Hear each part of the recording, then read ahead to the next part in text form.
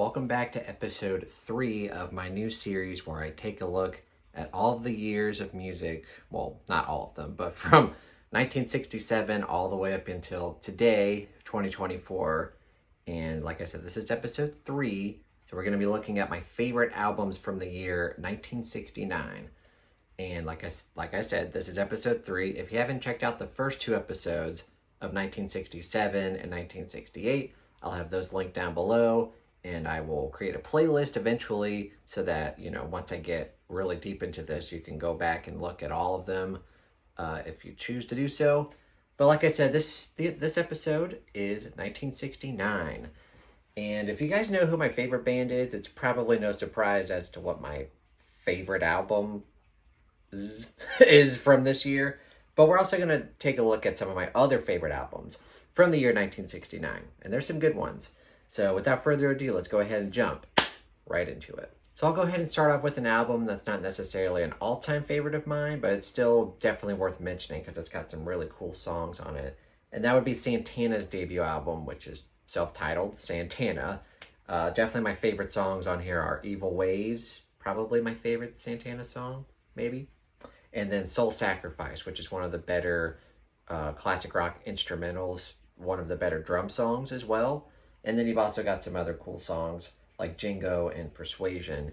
But yeah, definitely worth mentioning Santana's debut album.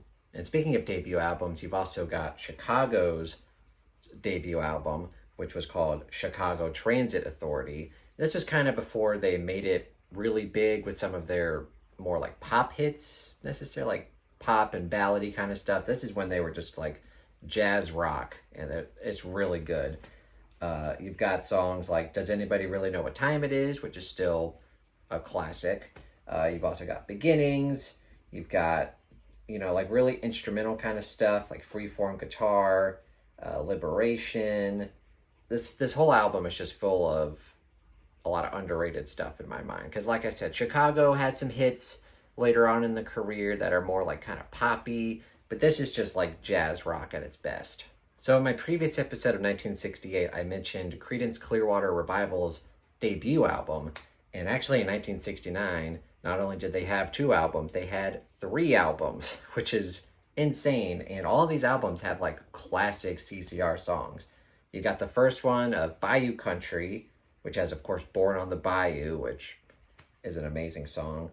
You've got their rendition of Good Golly Miss Molly, which is fun. Oh, you've got Proud Mary, definitely one of their better songs, but you've also got some deep cuts like Graveyard Train, Penthouse Popper, Keep on Chuggling.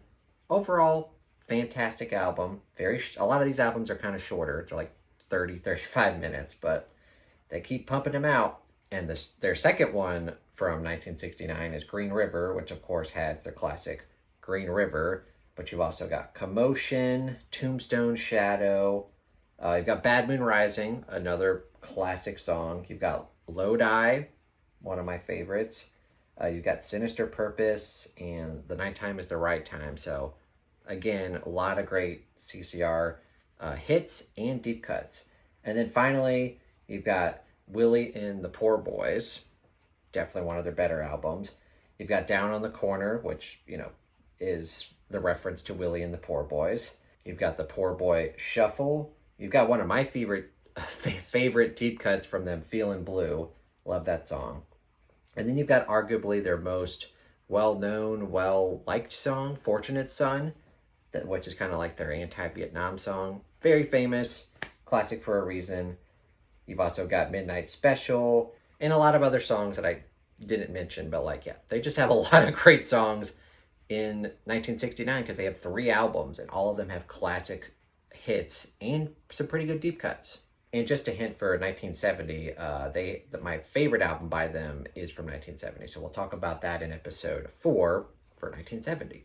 And then for 1969, you have arguably one of The Who's best albums, which is Tommy, which is their, I guess their first rock opera. They would have a few that they've done, but Tommy is probably my favorite of theirs. So good. It tells the story of, obviously, a boy named Tommy and his life, and I think it's a double album, and it's just chock full of really good songs. And it's definitely an album worth listening from start to finish because, like I said, it is a concept album.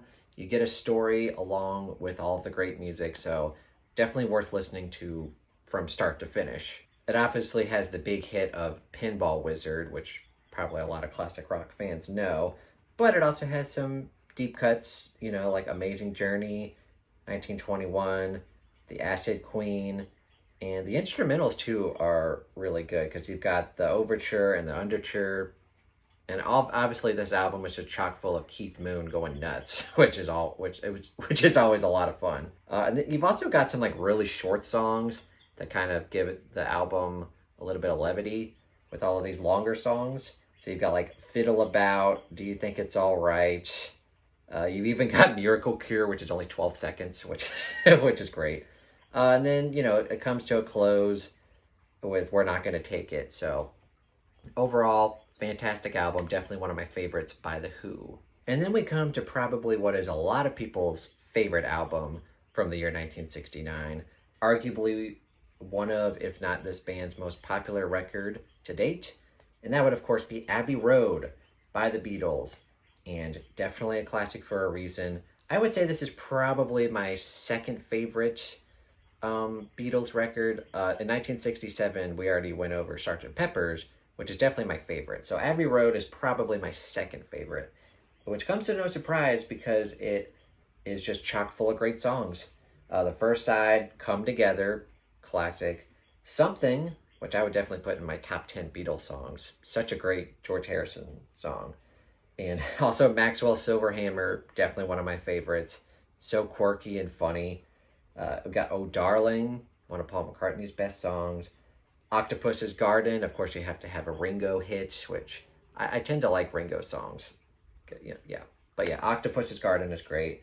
I Want You, She's So Heavy, kind of one of the first like doom guitar riffs. Like if you listen to the second half of that song, you can definitely see where a lot of bands get their inspiration from.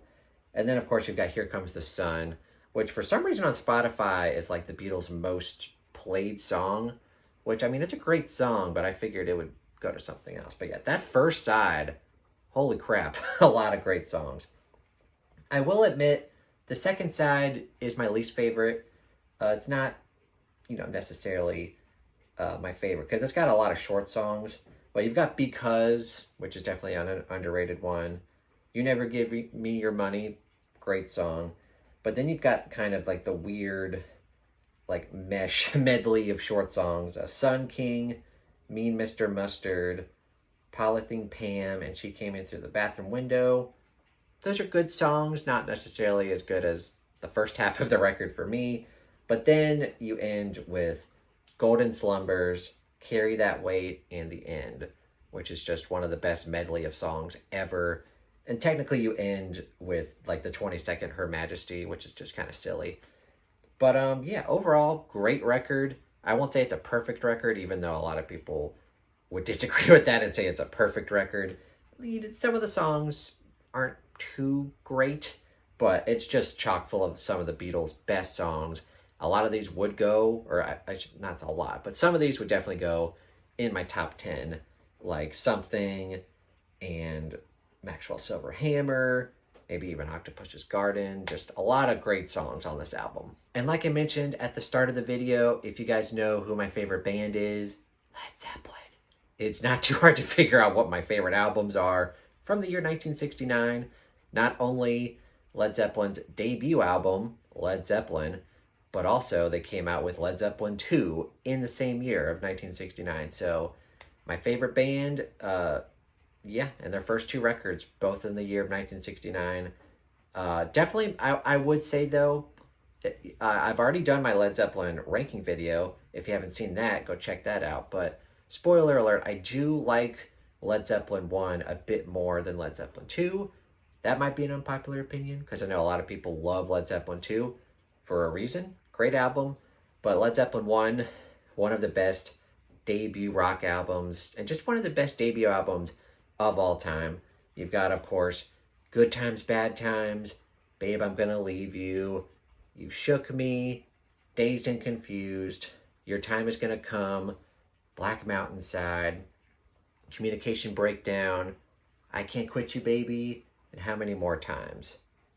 Oh, I did that from memory too. That should go, that should say how much I love this album. But yeah, love all of those songs. If I were to pick a weak point, it would be Communication Breakdown.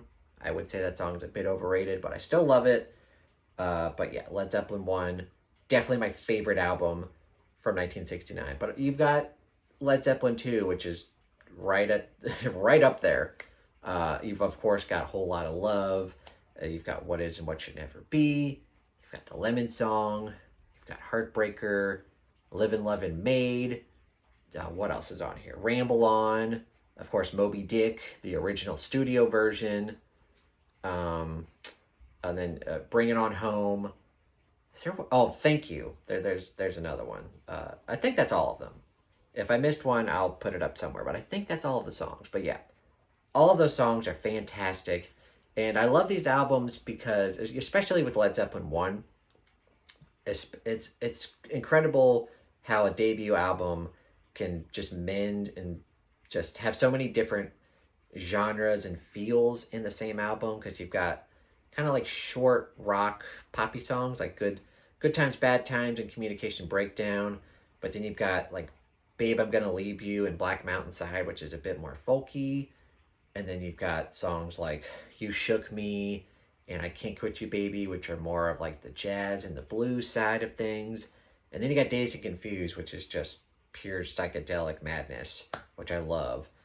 And yeah, the same thing with Led Zeppelin too. You've just got a bunch of different, it's obviously rock, but you've got different tastes blended in so well. So yeah, Led Zeppelin, definitely my favorite band of all time. And it just so happens that 1969 has their first two albums. But if I had to pick one, it would be Led Zeppelin 1, being my overall favorite for the year 1969. All right, so those are all of my favorite albums from the year 1969. So to recap, we've got Santana's debut album. We've got Chicago Transit Authority, which is Chicago's debut album. And then you've got 3 CCR albums, which I still think is incredible that they were able to put out that much good music in 1 year. You've got Tommy by The Who, one of the best rock operas, one of the best rock double albums of all time. You've got Abbey Road, arguably one of the best Beatles albums of all time. Personally, my second favorite. And then, of course, you've got Led Zeppelin 1 and Led Zeppelin 2. And ultimately, Led Zeppelin 1 is my favorite from 1969. So please let me know if you agree with my picks here, and just what are your favorite albums from the year 1969? I want to know. Leave it down in the comments below. And yeah, thank you guys so much for watching. Stay tuned for next Thursday when I post my favorite albums from the year 1970. And will it be another Led Zeppelin album, or will it go to something else? Stay tuned and find out. But yeah, thank you guys so much for watching. Like and subscribe and all that jazz, and I'll see you in the next one. Thank you so much for watching. Have a fantastic day.